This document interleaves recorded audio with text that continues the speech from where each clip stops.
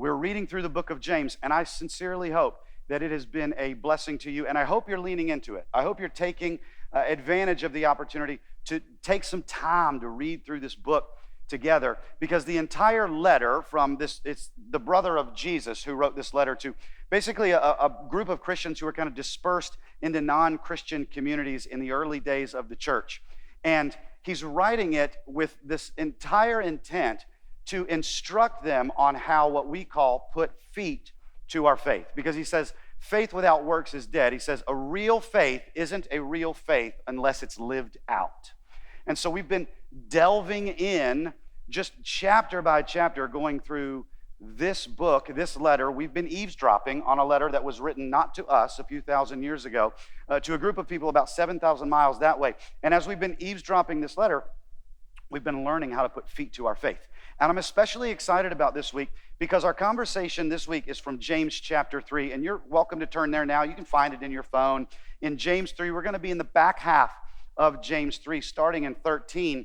And I love this week's conversation because it is relevant to every single person within earshot of my voice. Everyone watching online, everyone will be impacted by the topic of conversation that we're going to look at in James today, because we're going to be looking at the difference between godly wisdom and worldly wisdom, and why it is important to know the difference. In fact, I don't often do this, but I've titled this conversation, Wisdom's Evil Twin.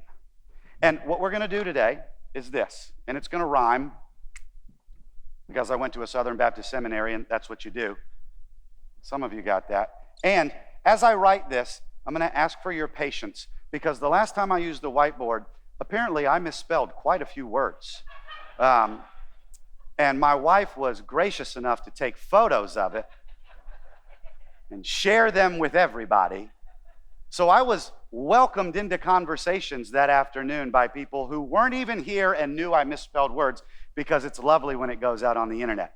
Her exact text to me was, that doctorate's really coming in handy, Scott. Way to go. I'm glad we spent all that money and time for you to get one of those.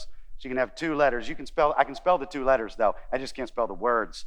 But this is what we are going to learn from James today. We are going to learn how to reveal the real deal. And why is that important? Why is it important to know the difference between worldly wisdom and godly wisdom? You know why? Because an imposter causes damage. The fake thing doesn't satisfy like the real thing, does it? You ever bought something that you thought was real and it ended up being fake? If you're a husband and it was an engagement ring, go ahead and just ignore that question. And if you're the wife who received that engagement ring, engage in a little bit of grace right now. We're just going to skirt right over that. But you understand what I mean. You want the real thing, and you don't get the real thing, and it is not satisfying. Sometimes it can cause damage. I remember years ago, probably 12, 13 years ago, Robin and I were living in the South, and that's where I'm from. And we had gone out to dinner, and now I need you to understand, in the South, we have a drink in the South. We have it out here too, but I'm just going to tell you, it ain't the same. It's called sweet tea. Okay, yeah, somebody said amen. There was an actual amen. Thank you for that. In the South, we make sweet tea. It's about 80% sugar and 20% tea. It's wonderful. And if your grandma really loves you, it's about 85% sugar and 15% tea. 100% diabetes and 100% love. But it tastes great, and that's what we do in the South. And my wife's from California, but I'm from the South. So I've been working on her for now going on 20 years to embrace some Southern culture. She has said y'all once.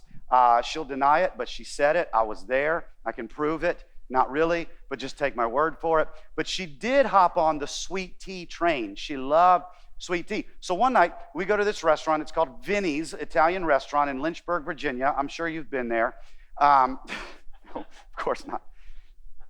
And she orders sweet tea. So we sit down and we start our meal. They bring us our drinks, and we're talking, and we're having like a real conversation, because at that time, our kids were really really, really small, and it was the type that like a date, maybe some parents understand this, like a date when your kids are really small is just 6 minutes of uninterrupted conversation in the kitchen at night when you're just trying to be quiet and hope they don't hear you and interrupt.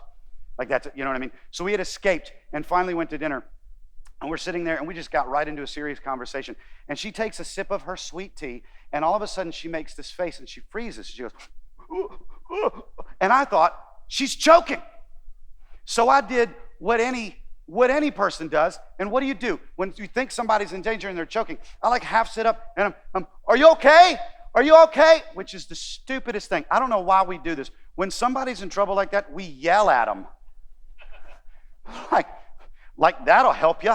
And so you got people around there like, I don't know if they're in a fight or he's trying to save her life. Like, what is going on? And I'm yelling. And she finally, after she kind of gets herself straight, she puts her cup down and she can get one word out. And she just says, salt. And I said, what? She was like, she grabbed my drink, took a drink of it, put it back. She goes, they made this tea with salt, Scott, not sugar. And I looked at her, I was like, no, they didn't. She goes, try it. I was like, I believe you.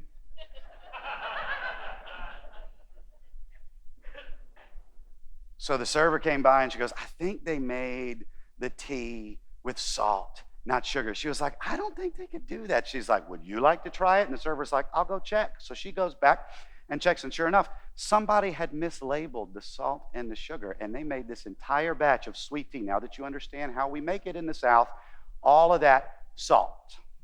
Why is it important to be able to reveal the real deal? Because the wrong thing can cause damage. And worldly wisdom does not lead anywhere good, even though we think it does. So it is imperative that we understand the difference between godly wisdom and worldly wisdom. And we're going to do that in James chapter 3, verse 13. Here we go. If you are wise, that word wise just means skill for life's affairs. If you are wise and you understand God's ways, what does it say? Prove it. I love that phrase. Prove it. By living an honorable life, doing good works with the, remember this one, humility that comes from wisdom. If you are wise and you understand God's ways, prove it. Here's what we're going to learn. Godly wisdom always proves that it's the real deal. Godly wisdom will always prove that it's the real deal. And we're going to learn that worldly wisdom will always prove that it does not offer what it promises. Godly wisdom always proves it's the real deal. Worldly wisdom always under-delivers on its promises. So what does worldly wisdom look like? If we're going to know, because here's the goal. Here's the overarching goal. This is my prayer for all of us, is that we would learn to do two things in our conversation as we leave here from our time in James today. That we would learn to look for the real deal, to be able to identify the real deal, and that we would learn how to live out the real deal. That we would be able to look and know what godly wisdom is and be able to live it out. But if we're going to be able to identify it and walk in it, we're going to need to know the difference between the two. And James, fortunately, as he wrote to this group of people a few thousand years ago, shows us the difference. So as we continue, James 3:14, he says, but if you are bitterly jealous and there is selfish ambition in your heart, don't cover up the truth with boasting and lying. Don't try to cover up the ugly that's in there. 15, for jealousy and selfishness, this is powerful, are not God's kind of wisdom. Why do we know there's a difference between godly wisdom and worldly wisdom? James says, look, there is a wisdom the world knows and the world appreciates, and it is not of God. In fact, it is rooted in, what does he say? In selfishness, in jealousy. Such things are earthly, unspiritual, and demonic. Do you know what that word earthly means? Earthly, in the language it's written here, means belonging to the earth. And that might sound like an obvious thing, but you need to understand what he means when he says that. When he says earthly and unspiritual, what he's saying is, okay, everything that you would see that is basically, when he says covering up the truth with boasting and lying, he's saying, look, everything you see that looks shiny, everything you see that's birthed out of selfish ambition, everything there that you see, that belongs to the earth. And what he means is that is temporary. He says that this type of wisdom, this type of understanding, it doesn't last. It will never live beyond itself. Selfishness never lives beyond self. Have you ever considered that? There is only one thing that lasts, and it is God, His glory, His purpose, and your eternal soul surrendered to that. So in the end, all that matters is God and people, which means if earthly wisdom is temporary, it doesn't actually bless your innermostness. And so it goes nowhere. But how many of us spend so much time seeking after things, pursuing things that we think are going to fill us up, and they're temporary anyway? We spend so much time, attention, effort, the things we post on the internet about ourselves, the time we spend, the pursuits we have, the things we engage in, our efforts at home and outside of the home, that we tend to focus on things that don't actually last.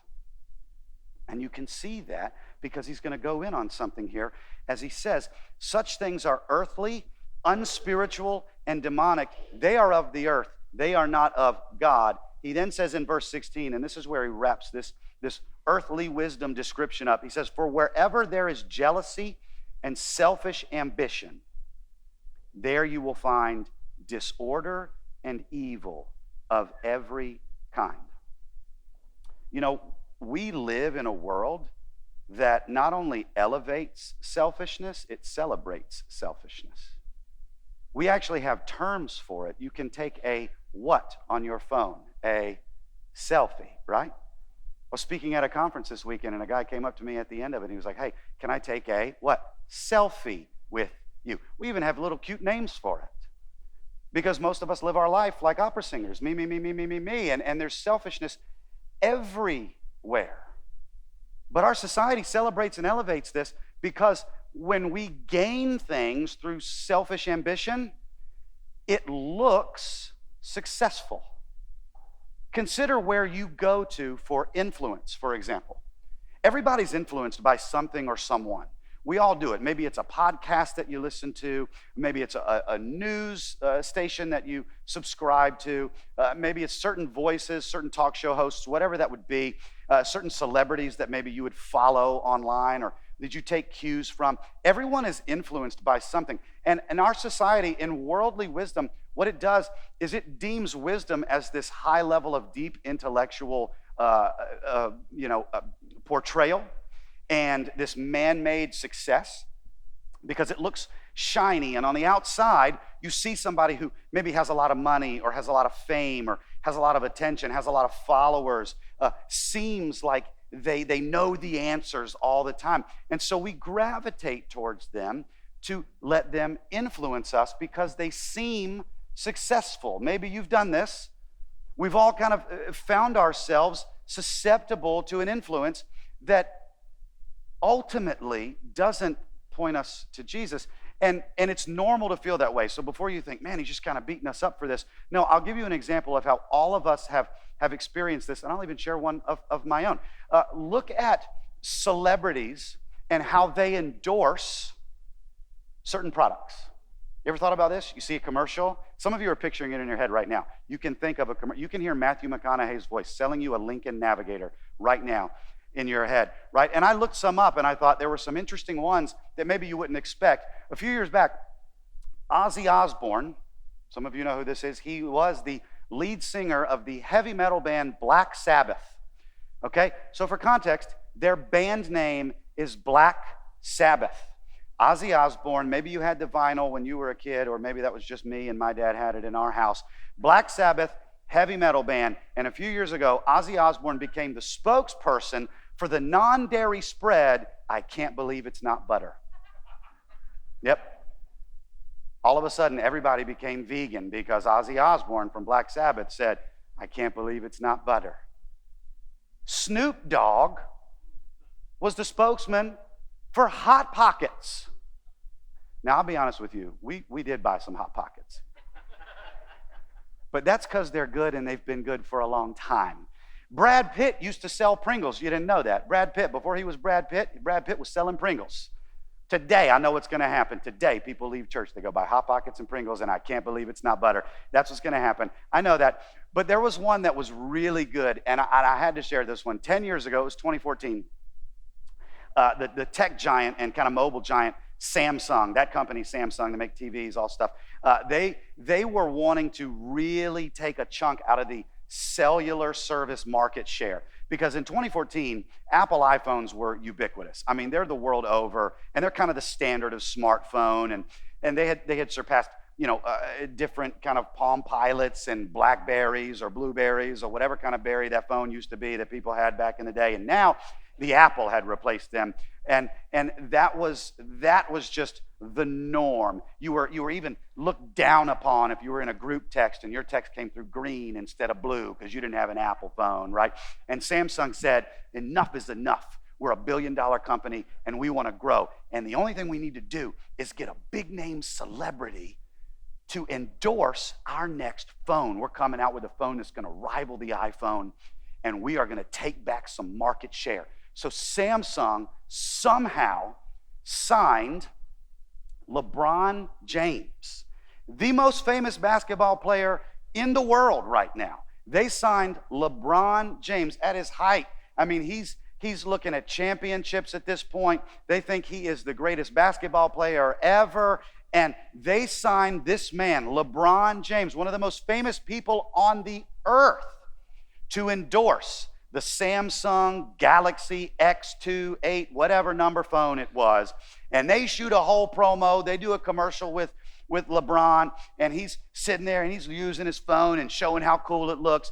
And months after that, Samsung phone sales just shot up because everybody said, well, if LeBron is all about Samsung, maybe I don't have to feel embarrassed by texting and it's green in the group chat anymore. Because if it's good enough for LeBron, it's good enough for me. And I'll buy that Samsung phone.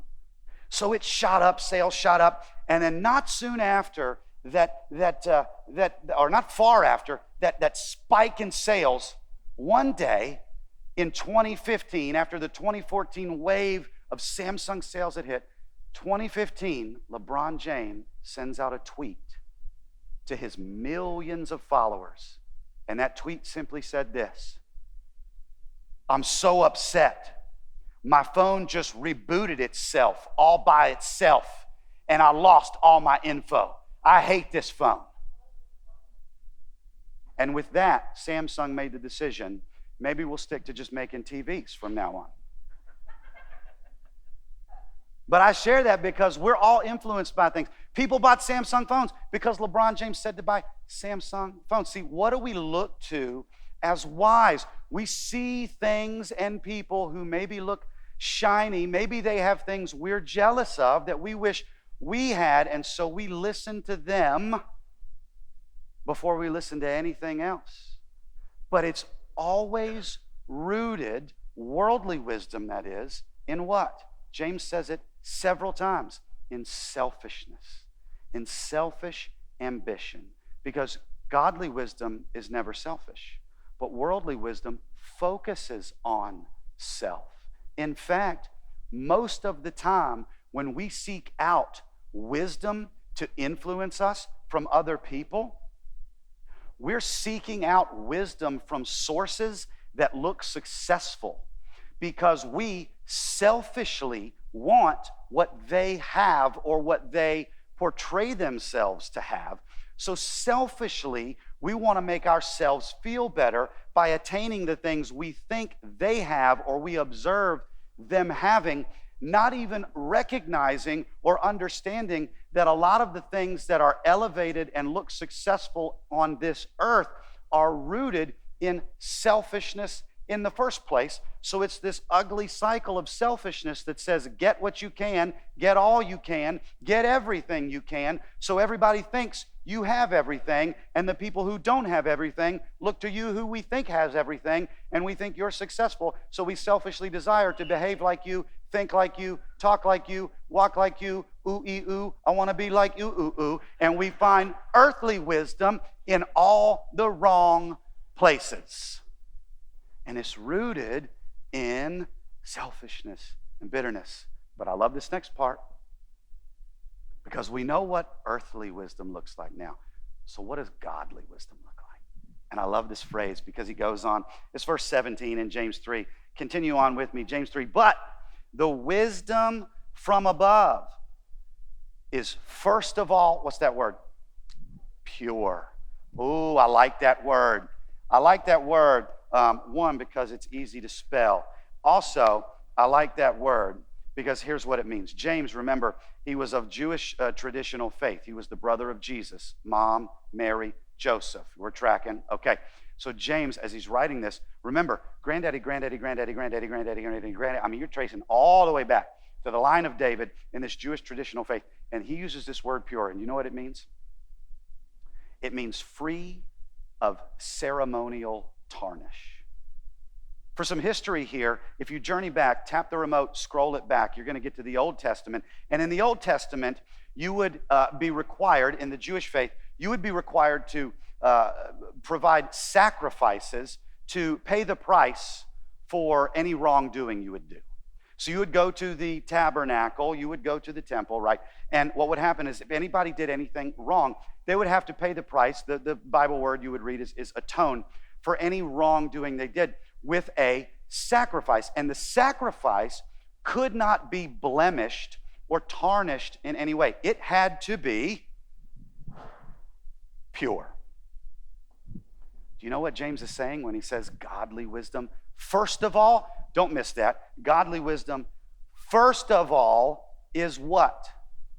Pure. Do you know what he's saying? Those sacrifices needed to be pure because they needed to be, hear it big, right with God. Church, godly wisdom will never contradict God's word. Godly wisdom will always be right with God. If you are looking for wisdom and it does not line up with the truth that God has provided for us in this library of books inspired by Him, written over 1,500 years that we call the Bible, if that wisdom does not line up with this word, that is not godly wisdom, because godly wisdom is first of all what? Pure. How do we spot it? When's the last time you considered that as your first filter for assessing wisdom? Is this wise? Here's the first question you ask. Is it right with God? See, we tend to miss that step, but James lays that out so beautifully and so powerfully for us. He goes, it is also what? What's that word? It is also peace loving. So I'm going to go there, and it's going to make some people uncomfortable. It's going to offend some people, and quite frankly, I don't really care, because I think we need, somebody left. I love you, but I'm going to say this honestly to you. Here's what we do. In Christian circles, because I told you we're going there, so buckle up. Loosen up in your seat. Here's what we do. In Christian circles, when we look out and we engage in these culture wars on the internet, and we follow certain big name pundits and speakers and people who are on the front lines of dogging people out on the internet, what are we doing here? What are we doing? We're seeing people what? We're seeing people win arguments because they can intellectually and wittingly pit people against themselves and play their winning card in any conversation and put people down and prove how their way is right. And so what do? We love to be on the right side of right. So we cheer on these people who put people down to prove they're right, because we want to feel like we're on a winning team. There's a reason why when your team is winning, you're cheering really loudly, because everybody wants to be on a winning team, don't we? And we think these people must be really wise because they win in these arguments all the time. Maybe some of us just thought, he read my mail, he went there. Yes, I went there. Some of us are guilty of doing this. Can I encourage you that godly wisdom, hear it, godly wisdom never seeks personal victories. Godly wisdom always takes its cues from the character of God. Godly wisdom submits to the way of Jesus in all seasons, in all situations. And Jesus came not to be served, but to serve and to give. Jesus is the Prince of Peace. Godly wisdom will always be peace-loving. Now, peace-loving does not mean truth-denying. You can be filled with what? Grace and truth. Almost like Jesus taught that once. And it's this beautiful combination. Can I encourage you, if you're looking for wisdom and you find it in people who are constantly touting their personal victories over another, that's not peace-loving and it's not godly wisdom. He goes on. He says it's first of all pure. It's also peace-loving and gentle at all times. Wow, moms and dads, you want your kids to learn how to be wise? Are you gentle at all times? I had to confess that this week to someone. I said, man, I was short-tempered with my kids, and that's not wise.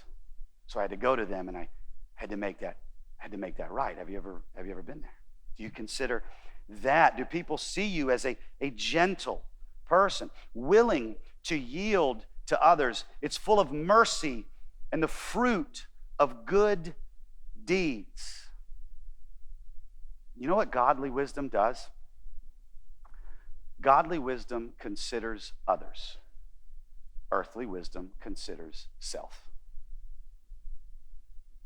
Godly wisdom is never void of compassion. I'm going to say that again because every now and then we say things that glaze right over us, and I want you to let this at least get a quick microwavable marinade in your mind, because I'm going to say it again. I want you to consider it, and then I'm going to give you an exercise to do all at the same time so that it resonates deeper. Godly wisdom is never void of compassion. Now that we've got through those 4 seconds of awkward silence to let that marinate in your mind, I'm going to give you an exercise to do, and I actually want you to do it. So look at me right in the eyes. Okay, now you all look at me right in the eyes and listen to what I'm about to say. Look at the person to your right and look at the person to your left. All right, now the rest of you, look at the person to your right and look. This is not an arbitrary exercise. Don't make it awkward, but look at that person. Now consider this. Consider the lengths that Jesus went to love that person. Godly wisdom loves people the Jesus way. It is never void of compassion. Earthly wisdom is self-seeking and self-serving. And godly wisdom is pure and it serves. Godly wisdom sees people the way God sees people, and it treats people the way God sees people. Godly wisdom is pure. It is peace-loving. It is full of mercy. It shows no favoritism and is always sincere. Wow. Okay, let's have some fun and let's go on a real, I'm going to geek out about something, so go ahead and geek out with me. It is always, here we go, sincere. And the reason I checked back at my Bible is to double check that spelling. This is it. Always sincere. What do you use sincere for? You use the word sincere to express a genuine thought, don't you? It's authentic. My sincerest condolences. My sincerest thanks. Maybe you were in middle school and you wrote a anonymous love letter to someone and you said, sincerely yours. Maybe you didn't. Maybe you did. Who knows? But you understand the word sincere. In fact, in Greek culture, about the time this was written, they would have kind of in the Roman Empire, you'd have the Greeks would put on plays, kind of theater shows, and they would do this to tell stories. So the way they would essentially kind of promote or recap and highlight maybe military conquests or different historical events is they would put them on in shows. Think about it as like it was like a Netflix biography, but 2,000 years ago. And they would perform these live, and the word sincere meant unmasked. And that's how they would use that, because they would use these masks to perform these things. And sincere meant it's unmasked. It's just the natural person performing. Does that make sense? That was a way that word sincere was used. But in the way James uses it is a similar way to is used in other parts of the New Testament. And the word sincere that was used right here is very interesting, and it's not what you would think. It means without wax. That godly wisdom is without wax. Why does he use that word? Because 2,000 years ago, when you went to buy some type of pottery item, maybe you needed something to fill up water with or flour. Today, we don't necessarily do this. We maybe have just old Tupperware things that our grandparents passed down for us, and they've lived in our garage, and we break them out and use them every now and then, and it stores our flour and all the things. And if you want water, you just take a cup, you go to the faucet and get it. But 2,000 years ago, that's not how it worked. And you would buy pots for things that you would store stuff in. And so in your homes, you'd have these shelves, and you'd have these pots. And what would happen is the person who was making them, the potter who was making them, not everything goes exactly right. It's all handmade. And so every now and then, maybe it drops in, or maybe it's drying and he maybe drops it, maybe he knocks it over, or maybe there's some kind of crack in it. And so what they would do when they were making these items of pottery is if something would crack or break, they would take a putty-like substance, like a wax-like substance, and they would fill in the cracks with it and kind of smooth it out so it would act as an adhesive so that nothing would get through it, and that's how they would repair it. Are you tracking? Does that make sense? And so here's what would happen, is you would go to them, and you'd go to buy one of these pots, and you would ask them, is the pot sincere? Is it without wax? And he would say, oh, it's totally without wax. It's the real deal, 100%. And here's what you would do. You would say, great, let's take it, and you hold it up to the light, and as the sunlight would beat on this pot, if it was sincere, without wax, no sunlight would get through. It would just block the light because there's no cracks for it to go through. But if it was full of wax and insincere, then it would see the light shining through. And I'll give you an example because I borrowed this from our home this morning. It's Halloween season, and so we have spooky Mickey cup in our house. And what you do with this little guy is you put a little tea candle, like a tea light candle in here. And yes, I know what a tea light candle is. And you take one, you put it in here, and the light will show. And so when it's dark at night, Mickey's face is shining at you. And it's really neat. But here's what you can't see. What you can't see from where you are is that Mickey's ear is glued on with super glue, and there's a hole in it, and it's chipping, and it's all these cracks because maybe you married a clumsy husband and he knocked it off the piano one day. And so we've super glued him back on. So if you were to hold this up, once that tea light is in there, you would see light shining through and be like, there's some cracks in that. That's not, Mickey cup is not sincere. Godly wisdom is pure. It's peace-loving. It's the real deal. It's the real deal. It lasts beyond self. It is, you ready? You know why without wax was so important? Because eventually that wax can get worn down over time, and stuff starts to get through those pots. It's unreliable. Godly wisdom is always reliable because godly wisdom takes its cues from the character of God, not the character of man. Man-made success portrays man-made wisdom, and it leads to this word that he says in verse 16, for wherever there's jealousy and selfish ambition, there you will find what? Disorder and every evil kind. You know what disorder means? That word, we read it as disorder. It actually means instability or confusion. Almost like James understood that earthly wisdom doesn't take you where you think it's going to take you. It fills you up with false hope and leaves you confused as to why that hope didn't last. And you know what's really fascinating about the word disorder that James uses there? It's the same word in the New Testament that you're going to find that is used to describe the instability and confusion that we will experience before the world is to end. So when you look out in society and wonder why there's so much instability and confusion, do you know why? It's because we have elevated and celebrated earthly wisdom, because earthly wisdom looks really shiny on the outside, but it never fills you up because it is insincere and full of cracks. But godly wisdom is pure. It is peace-loving. It produces humility. The word humility there doesn't mean what you may think. It means gentleness. It actually means meekness. Have you ever thought about that? When I say the word meek, what do you naturally think of? Timid? Shy? Meekness does not mean what you think it does. Meekness isn't weakness. Meekness is power under control.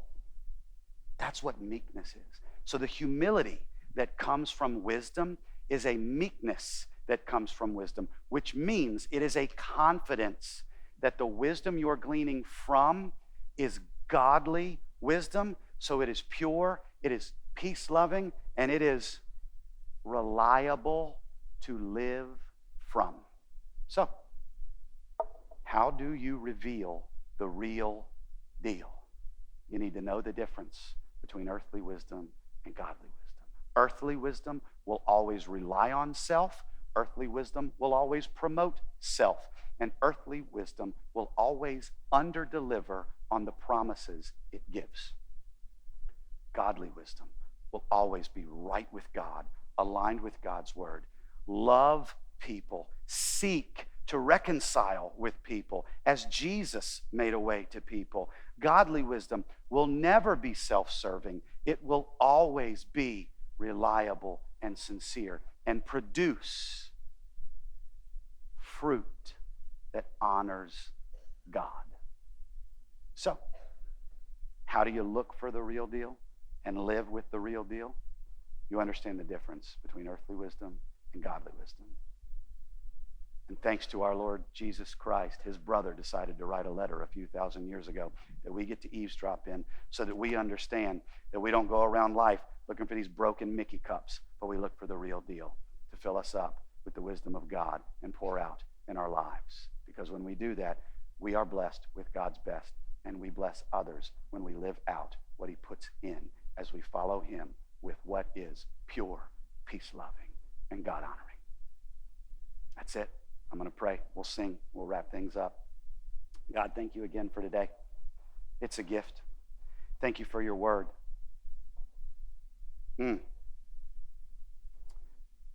God, we always find ways to rationalize with ourselves and seek out things that we think are going to promise certain things that they don't ever do. And we've all been there. Even in little moments where we'll just kind of lean into self, maybe in a little conversation, and we think, oh, just a little taste of selfishness here will satisfy a little bit, and it never adds up. It's always full of cracks, God, and we do this. So God, I ask that you give us the wisdom from you that we need, and that you give us the humility to seek out that wisdom, to live with that wisdom, so that we would know how to look for the real deal. We would know how to live out the real deal. and that we would recognize that wisdom takes its cues from your character, so that we would take our cues from your character, so that we would look to your character to shape ours, and in that receive wisdom that is of you, that blesses our lives and the lives of those we love and interact with. God, thank you for being sincere. May we lean into that with our very souls as we surrender that to you every day in every way.